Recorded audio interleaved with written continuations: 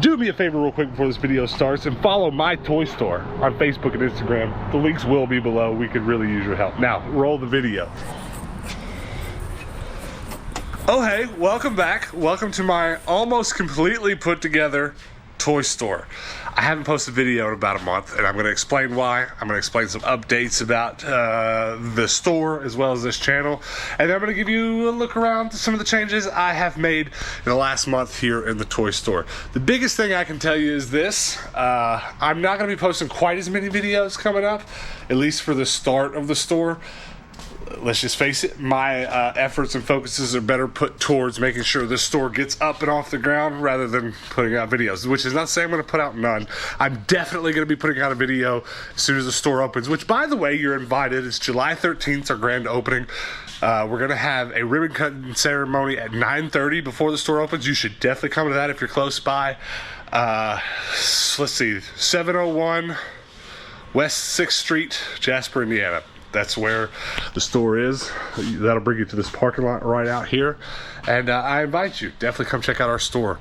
But what I'm really gearing up for right now is we're doing a soft opening where we've effectively invited our closest friends and families. We're going to give them all gift cards, like $20 gift cards just to buy something, and give our employees, which we have hired, a chance to use our Square point of sale systems and learn how to check people out. We've sort of showed them how it works, but they're really not going to feel it until they've had a chance. So a few weeks before open, basically we're about to do a soft opening with friends coming in and shopping.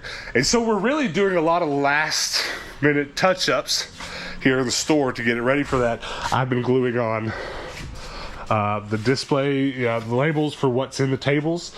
And I don't know that I've ever really explained on this channel one of my biggest philosophies with this store.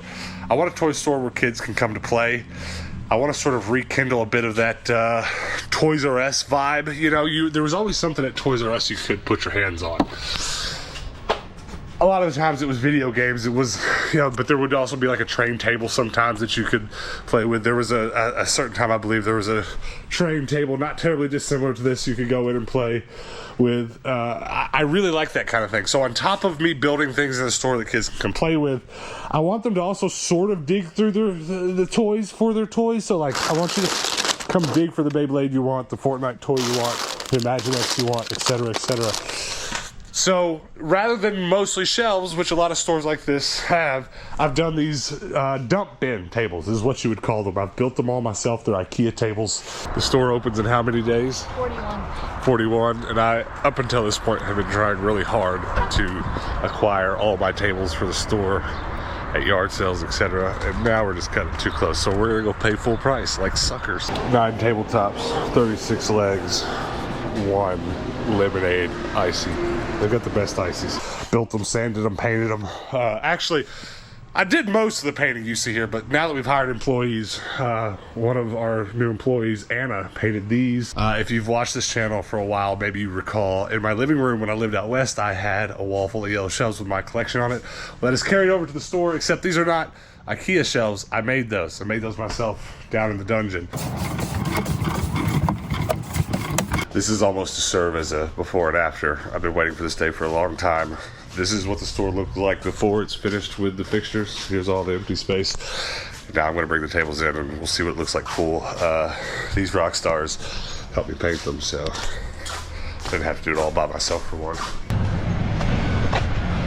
A lot of our absence in posting videos in the last month has been due to the fact we've been pricing. It's not overwhelming to price all this stuff. It is time consuming, but once you get in a rhythm, it's pretty easy to knock out that table in 20-30 minutes and go on to the next one. And it gets to where like I can do all these tables in that basket of plush in a day. It doesn't take that many more days to get through the whole store. So I over the last month, I've inventoried most of this. But now having our employees that have started, they're just working a few hours a week up until opening, and they'll be working, closer to their full amount. But now that they're here and I have their help for several hours a day, it's been really easy to push over the top, get a new Nerf wall set up because it was just 1 panel. Now it's 3. And our employee, Delaney, priced extra Nerf guns, so she's going to come in tomorrow and actually fill out that wall. And it's a load off my shoulders having help with that kind of stuff, because then that frees me up to go put together some of the artwork that we'll be selling also. You know, this is some of my custom stuff. I drew this and enlarged it and put it in a pink frame. And I wanted some of that, a little of that stuff in the store before we opened. And now that the employees are here and 90% of this stuff is inventoried, it's easy for me to go do that. And besides artwork, the next biggest thing I've been working on this week, since I've had the time, see the CRT? Count them. 1, there's 2, there's another one up here on the wall on a stand, that's 3, and there's one right here, that's 4, and I have plans for 2 more. And I've actually hard ran cables behind, underneath, over top our ceiling panels. And there's a video splitter here where I put a tape in that VHS player, and when all is said and done, all these TVs will play our ambient background noise, which is not going to be music for the most part, though I will build in the capability to do that. I'm going to actually put on loop all of the Disney VHS that I have. I've got a clever way to do this, and there'll be like a 20-hour loop of Disney movies playing on these TVs at all times. I've got them turned down because it would be maddening for you to hear this goofy Chinese versus Japanese. It's a dubbed movie where, like, it's really about prejudices between Japanese and Chinese people in olden days. It's an odd one, but it's just the VHS I had laying around. But that's not the kind of thing that's going to be played in the store. It'll be Disney movies. But as you can imagine, if you walk in here, these CRTs are all hanging up. They're playing, I don't know, Aladdin when you walk in the store. That's going to be a killer vibe. Killer vibe. And then I'm also going to have a Wii plugged up to this, and maybe occasionally I'll let a kid play a game if they want to. And what'll be cool about that is when they do it, whatever's played on here will appear on all these CRTs around here. And that's actually been one of the bigger dreams, like one of the bucket list things I had for the store was being able to put those up. But honestly, if we got to opening day and I wasn't able to put them up, I was just gonna have to live with it, because it's not hard to sort of see how much time it was going to take to price all this and do all these things. And if it weren't for the fact that we had our employees start about a month before the store's opening, I wouldn't have had the time to do so. So I'm very happy to be able to get to do some of these bucket list things and get them working.